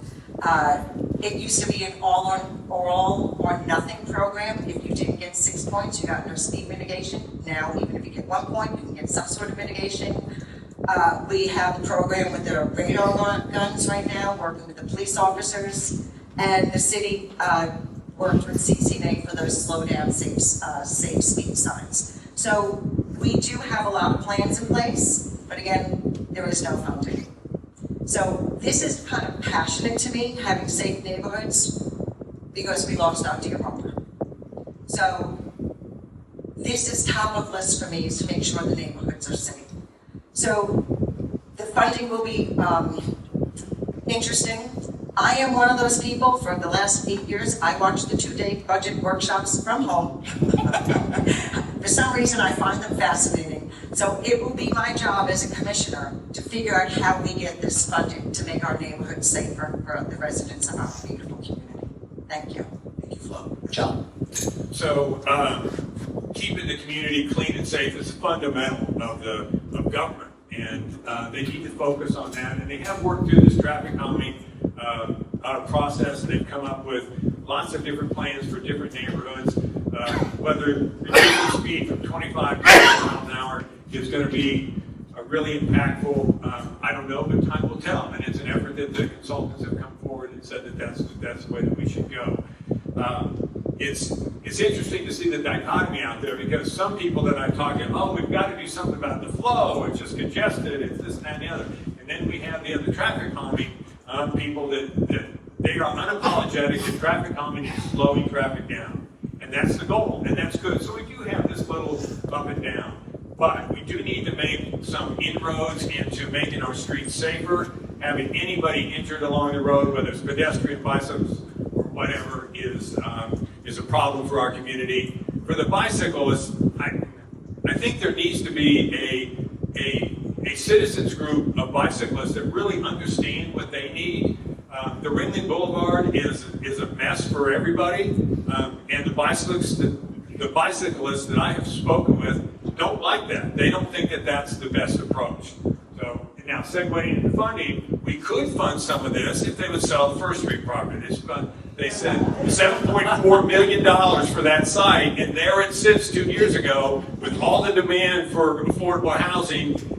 If it was a good site for it, it would be constructed and people would be living in it. So that's the money that we could put into something that would benefit all of the citizens. Thank you. Thank you. Next question. The state is looking to end property tax for homestead exemption.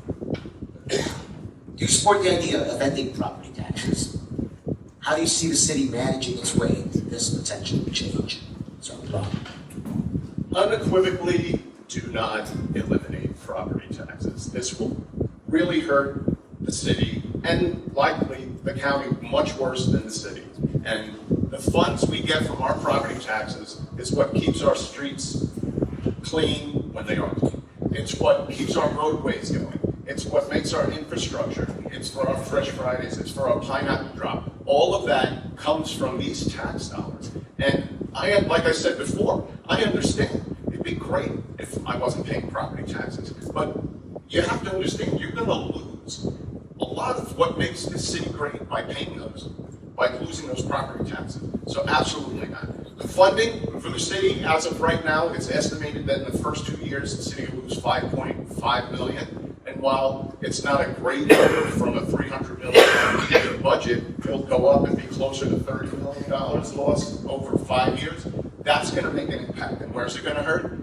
The parks. It's going to hurt keeping the streets clean. So we need to make sure that we have money there. We also have to make sure we're not wasting money in the city. We can't start projects, spend close to $750,000, and then cancel the project after the money's been spent. We have $2 million into the Performing Arts Center already just for the drawings. We can't just say no to that because we don't know where it's going to go. We have to keep it moving forward until it drops dead on its own, which I don't think it will. So the funding for the city, there's money there. We just got to make sure we don't start projects and cancel them after we spend money on them. Thank you, Rob. Commissioner Ahearn-Koch. Yes, I'm going to be very careful with this question. Looking in the back room here, there's a line between advocating and educating, and I am not allowed to cross it as an elected official, so I'm pretty sure I cannot answer the first question.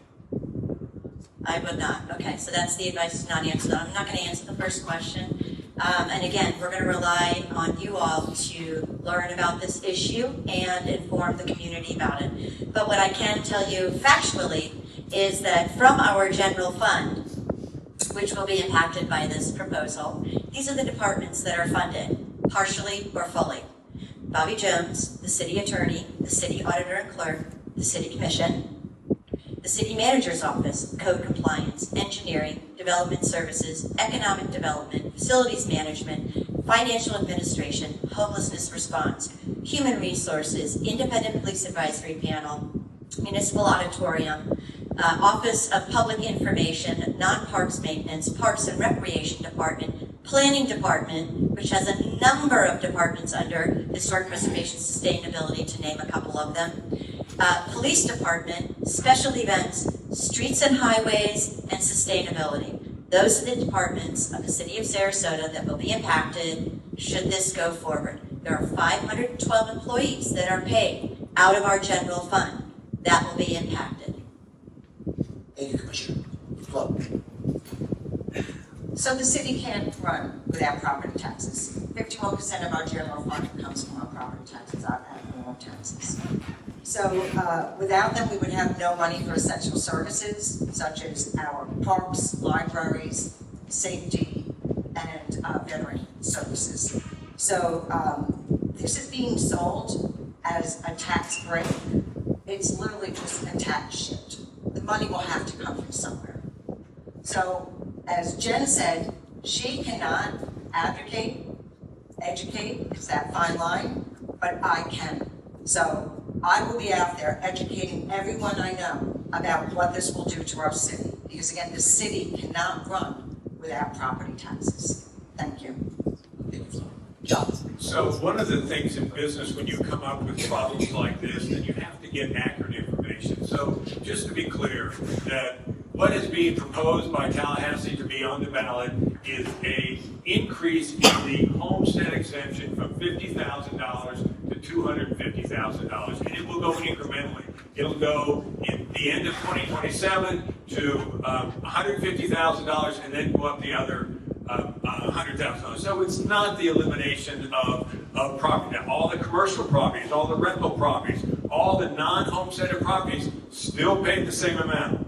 And so how the city deals with that difference, it's going to be about $3.6 million. I checked on that yesterday on my spreadsheet. So the first year that it comes in, so we can see 18 months from now, we're going to have to deal with $3.6 million. And that's something that we need to deal with as a community, if it passes. So how did we get here? This is coming from Tallahassee, obviously, because our ad valorem taxes have increased so much over the past 15, 20 years from the valuations increase. When the homestead was first put in 1934, it was a $5,000 deduction, and the average home was $7,000. And then it was increased to $25,000 in 1980. The average home was $45,000. In 2006, it was increased to $50,000. The average home was $257,000, and in 2025, it's $50,000, and the average home is about $450,000. So the amount that your homestead, the percentage of the value of your homestead, reduced significantly enough. So we can weather this. If it passes, there's a whole lot of resistance to it, so we'll see how it shakes out. But be clear on what it is. It's not the elimination of all ad valorem taxes. Thank you. Thank you, John. Jamie? Yeah, so I think the biggest thing is education. You can see how this looks good on paper, but it's a very important issue that our city is going to be facing because we get about 50% of our funding through the property taxes. If this is passed, we can lose our funding for our police department, and the city has worked very hard to get the city to where it is the safety that it has today. Someone explained to me, it's like, you think about property taxes, it's like HOA fees. Like, nobody likes HOA fees, but you pay those fees so that you can have the amenities that you want, feel safe in your environment, have the people keeping your community safe, keep homes clean, keep everything looking nice. It's the same thing with our property taxes. It's nobody wants to pay more money, but it's something that is going to be essential for our city. So hopefully we can just educate people on what that looks like for our city, how many important people is it affected, as Jen brought up, because it's a big issue facing our city now. The best thing we can do is communicate to the people in our city. We're going to be the people going out there and talking to people in the community, so I think we're going to be the biggest people to help educate people for the ballot in November. Excellent. Thank you, Jamie. We have a couple of questions left. Next one. From 2021 to 2022, we have lost 241 historical buildings within our city limits. Does the magnitude of historical building destruction concern you? What solutions do you propose? Commissioner Ahearn-Koch. Yeah, historic preservation is one of the things that's near and dear to my heart, one of the efforts. The City Commission has adopted the transfer of development rights. And what that does is it sort of mapped the downtown of the city of Sarasota. This is a new thing for us. And it's a tool to protect historic homes. And what it does is we have sending sites, receiving sites, and then some sites are sending and receiving. And what you can do is if you have a historic home, the air rights above it and the square footage or the square footage can be sold on a market, and they can be purchased by a receiving site. It's not the full, 10 stories or 18 stories. It's 2 stories that can be transferred, as well as square footage. This is a tool that is being used as we speak, and I am very proud of that. We need to look at our historic preservation code. We have standards in there. There are 7 of them. And we need to bring that back and have a look at those, because number 7 is sort of the out for most preservation efforts. Historic preservation in the city of Sarasota is something that we don't take lightly. We have the Newtown District, which is the largest historic district in the state of Florida. There are over 780 contributing structures that took a decade or more to create that district, and that is going to be incredible for Newtown because that is a destination. It's going to be a way to preserve the stories and the history of Newtown and continue to create pride of place. So those are just two examples of historic preservation efforts. Thank you, Commissioner. Flo? I totally support saving our historic structures. I've been down at City Hall many times speaking about saving our historic structures. A few of them are School, the McAlpin House, Palm Avenue Apartments, and the Coastal Hotel. Some we've saved and some we haven't. So I think we could do a better job of preserving our history, our historic structures, and I think we could maybe give more incentives so people that have historic structures will restore and preserve them. Maybe we can give them some lower property taxes. Well, that might be happening already. So we could also make the process easier, so they don't have to jump through as many hoops. If it's difficult, they're going to say, never mind. So let's give some incentives, and let's give some, make the process easier for them. And the other thing I would say is that the commission should listen to its advisory boards. U.S. Garage, the Historic Preservation Board denied the demolition permit. It went to the commission and they approved it. So the boards are the experts. So I think the commission can do a much better job listening to the experts to help save our historic structures. Because what are we without our historic structures? Very different to read about it in a book or to actually go and visit it. So let's save our history. Thank you, Flo. John? Thank you. I am certainly a proponent of saving historic buildings. I own a building downtown that was built in 1926 with a yellow brick on it, and I'm very, very proud of it. We've spent a lot of money to restore it and to bring it up to the condition so that we can rent it out. It's beautiful. I invite you all to go down and look at 1586 Main Street. I also own a Sarasota School of Architecture building, which we are exceedingly proud of. It's a beautiful office building designed by Tim Siebert. So there are some state grants that you can apply for some of the renovation to help restore historic buildings. I think, once you're involved in that, you can identify those. It would be great if the city had some other incentives. I do like the transfer of development rights, although I don't know anybody that's really taken advantage of it. We have a lot of sending zones downtown, a lot of properties that could send their development rights, and we want to make sure that when they send those development rights, that the restrictions on that historic structure are perpetual. So that by that I mean is that when you send the development rights to somebody else, if your building burns down or something like that and it's a two-story building, you can't then build 10 stories on that site. So you have sold your rights, and it maintains that protection for the community remains there. So whatever we can do to keep our historic properties, the Van Wezel, the U.S. Garage, I certainly hope that we can keep them both. Thank you. Thank you, John. Jamie? Yes, I'm definitely all for historic preservation. I think the city's already doing a good job of working on that. I think, again, the biggest thing comes down to communication. So I work a typical 9 to 5 job.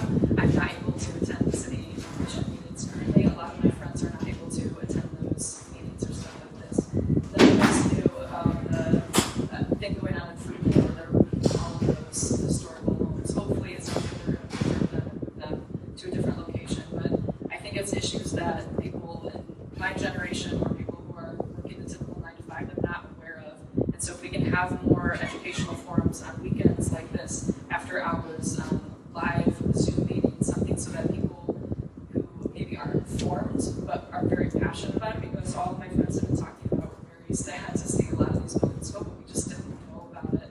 Not because we don't want to, but because we don't have the time. A lot of my friends have young families. They're waking up, taking their kids to school, going to work, coming back, getting them to bed, and they still care about the city they live in, but they need resources and things like this to be able to keep them updated so that we can all have a say in preserving these historical things, because I don't think anyone in the city would vote against historical preservation. We all want to keep this what it is, and we just need more people aware and supporting it. Thank you, Jamie. Rob? Thank you. Of course, I want to preserve I spent 15 years in one of the most historically important buildings in the world. I worked on Selby Gardens historical designated paint mansion. I helped with the historical Leonard Green house being moved, making sure it's ready to have art exhibits. And it's important what people, it's a very fine line of what's historical and what is on the registry. What's on the registry doesn't necessarily make something historical. So that means if someone sells that house, there is no link to anything historical where it can be stopped from being demolished or built of something different being built. So we really need to make sure that education is the best one. We know a lot of people that have bought historical buildings and houses in this city, and they've restored them. And it's really a passionate thing. People who care about it are the ones who have to move them forward. The actual historical buildings, they need to be maintained, but that again falls on the people who own them. And I think what we need is a balance. We need stuff built new when it's in a historical district that mirrors the aesthetic. And we could do both. But yes, that's been my life, protecting historical buildings, and I will continue to do that moving forward and educate as many people as possible that we need to keep this. This is a city that just celebrated a lot of 125th anniversary of stuff. Brinkley made this city all those years ago, and it's beautiful. And that history needs to be promoted and preserved. Thank you, Rob. One more question. Sometimes developers ask the city commission to authorize vacating the public right of way, street, or alley to build their vision. What are your thoughts, and how should the public be compensated when and if this is authorized? We'll start with Flo. I am not forgiving developers any of our city property. We vacated alleyways, we vacated streets, and I'm against that. City property is city property, it's our property. So I am not for vacating any of our alleyways or right-of-ways. And as far as being compensated, to me, you need to talk to the people that are gonna be affected by that vacation. So it's the neighbors that are directly affected that we should be talking to, how they think they should be compensated, whether it's upgrades to neighborhood safety, quality of life issues. So I am not for vacating any of our city lands, which is our lands. Thank you. Thank you, Flo. John. Thank you. So this really has to be a case-by-case basis, I think. There are some situations where it makes sense to vacate it and others where it doesn't. Keep in mind that alleys are oftentimes an easement that goes with property owners on either side. The streets are typically owned by the city. We did have an interesting one in Cross Street a few years ago, and that's that one-way street just on the south side of Williams Parker. And so that was a street that was sitting there. The developer owned properties on both sides, and they wanted to vacate that. They bring it to the planning board, and I was amazed. The planning board did such a great job of negotiating with that developer. At the end of the day, what we got was a two-way street that's going to be maintained by the developer. All of the subterranean water sewer lines are going to be maintained by the developer. The landscaping is going to be installed and maintained by the developer. And so at the end of the day, it goes back to the tax rolls, property that was not on the tax rolls, so we get tax dollars, and we also get the benefit of somebody else having to maintain it, that the city doesn't have to do that. And so the question is, well, that developer or somebody else in the future could come back and say, we want to build over it. Well, they could do that anyway. So we really haven't lost anything by vacating that street. I know it was a very contentious issue, and I know a couple of the commissioners, didn't like that fact. But I thought the Planning Commission did a great job of negotiating. They asked for about 7 different items, and they were successful in negotiating those back from the developer. Thank you, John. Jamie. So when it comes to developers taking over places in the city, I do think there's certain things that the city commissioners, we just don't have control over. The zoning allows for it, we don't have control, but the biggest thing is making sure we are in communication and keep good relationships with the city planners and the developers. It's all about keeping these relationships, the relationships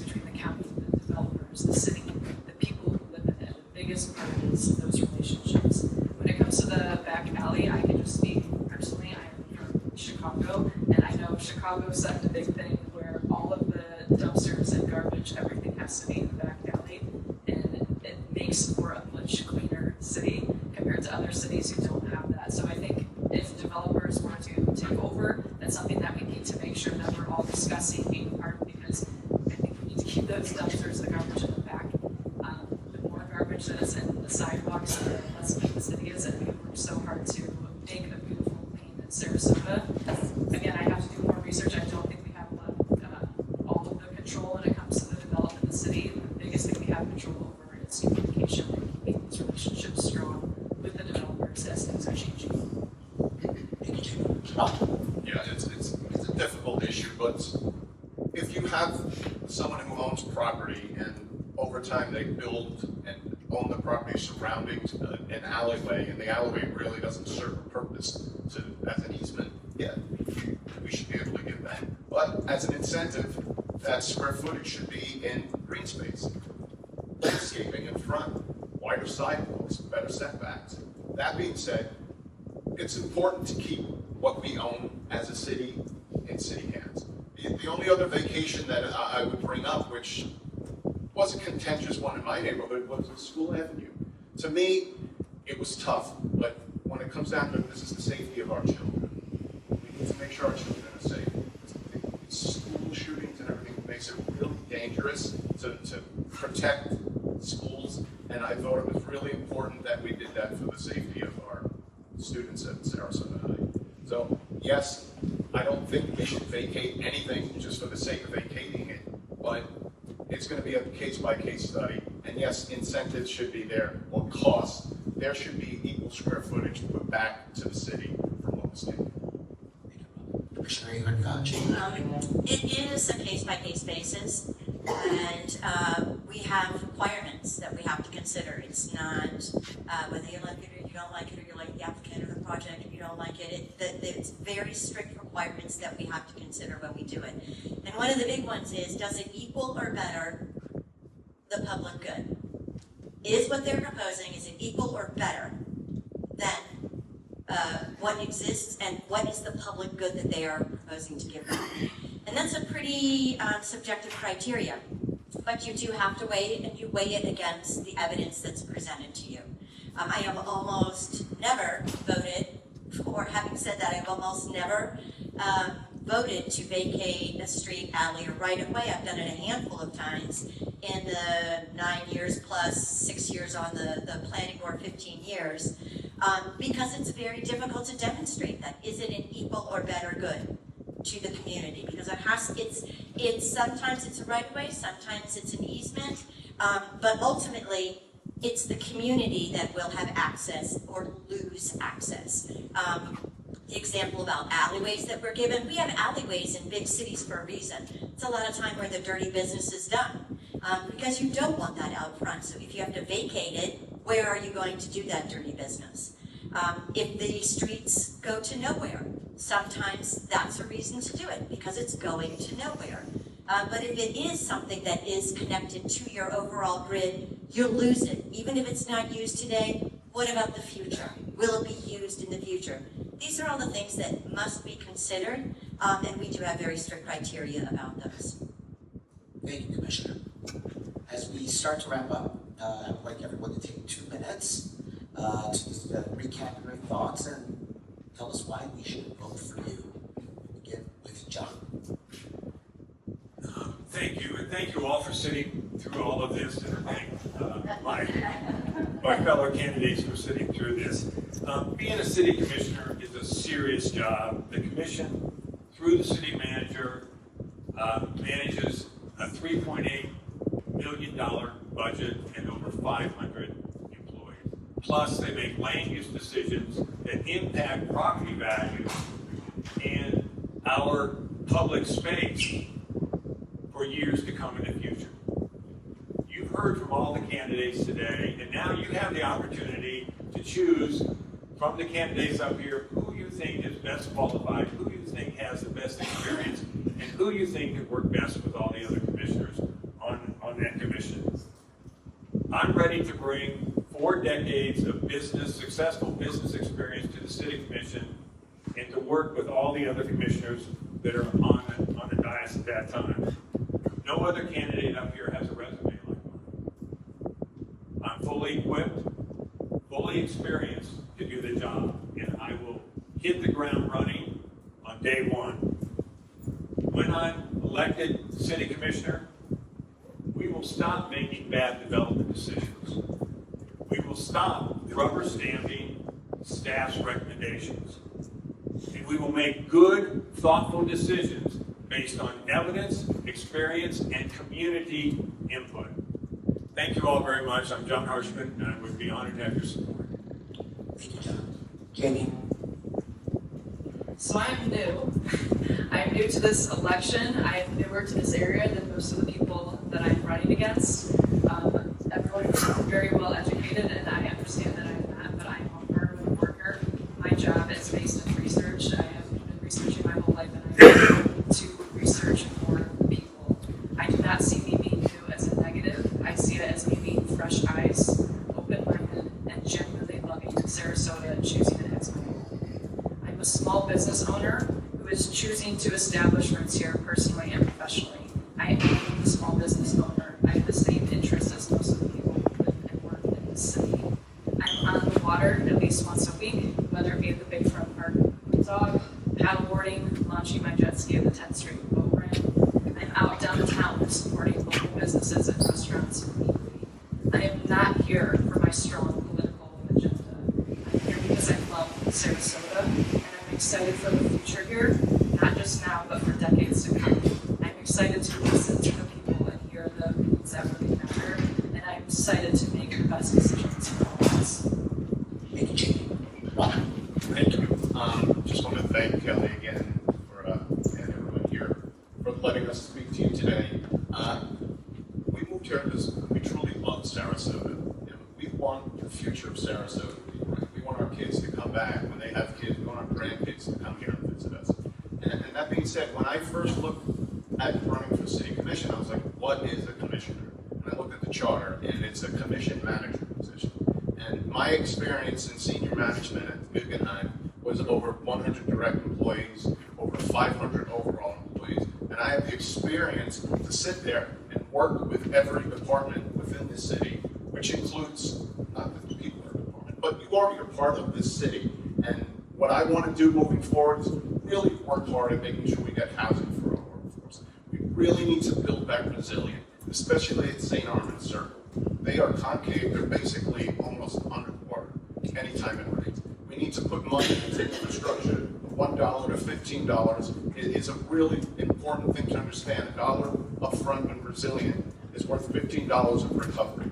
That also said, I support the arts and culture organizations of the city.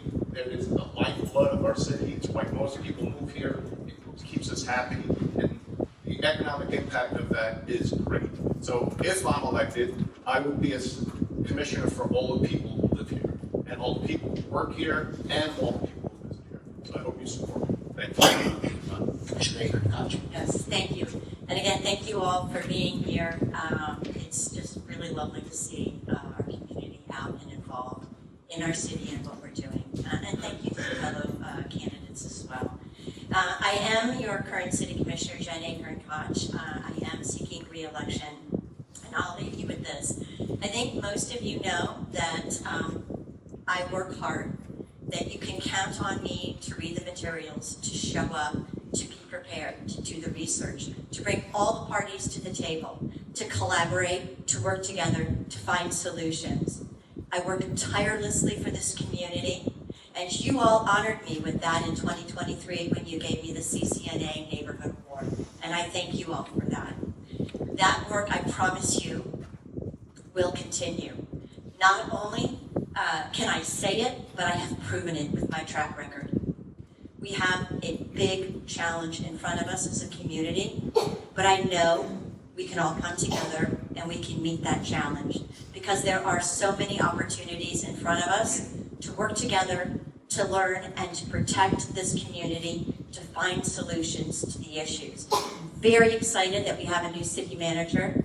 I'm very excited about working with everybody and continuing to work to save and protect our community and keep it strong.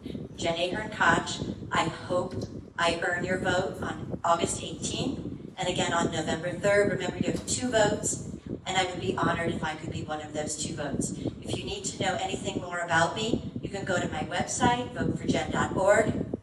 I have some materials over here and some yard signs you can take on your way out. Thank you all for being here. Thank you, Commissioner. Flo. Thank you to Kelly Brown, to CCNA Board, and to all of you for taking your time to hear us. So my promise is simple. I'll stand against anything that makes flooding, traffic, noise, safety, and affordability worse. And I'll champion anything that truly improves our housing, our infrastructure, and our neighborhoods. And downtown is a neighborhood. I'm running because I care deeply about our community. I'm running for you, to be your voice, to listen to you, learn from you, and stand up for you. As I said earlier, I feel our voice has been stifled, so I am running for you. My campaign is grassroots, and I'd be honored to have your support. Spread the word, a sign in your yard, a donation to my campaign, and of course your vote. Because a vote for me is a vote for you in City Hall. If you visit my website, voteforflo.org, we have over 25 of my 50+ speeches I've done at City Hall. You don't need to read them all, but you can see what I've been standing up for over a decade. I've been walking the talk. So together, we can repair what's broken, rebuild trust, and keep Sarasota livable for everyone to enjoy, with a quality of life for everyone to enjoy. Vote for Flo, August 18th, November 3rd. Thank you very much. Thank you, Flo. Thank you again to all of our candidates. Thank you for your time and for sharing your thoughts, your ideas. Thank you all.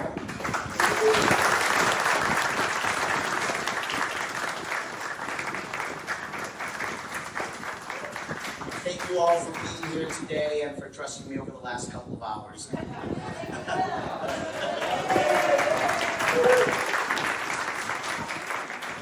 I'll hand it back to Kelly. Thank you. Thank you so much, everyone, for coming. Really quickly, we're on summer break, yes. Our next meeting will be September 12th, because the first Saturday is Labor Day, and we didn't figure you'd show up. Our guest speakers will be Kelly Strickland from the Finance Department to talk about the budget overview.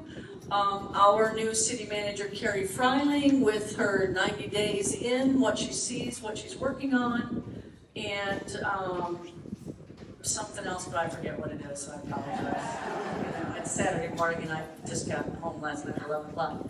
Candidates, you guys were awesome. Thank you so much for coming today. I know this is not easy, and I truly appreciate everything you're doing. All of you, turn your phones back on, and please take your chair to the wall and stack them high. And thank you everyone for being here today.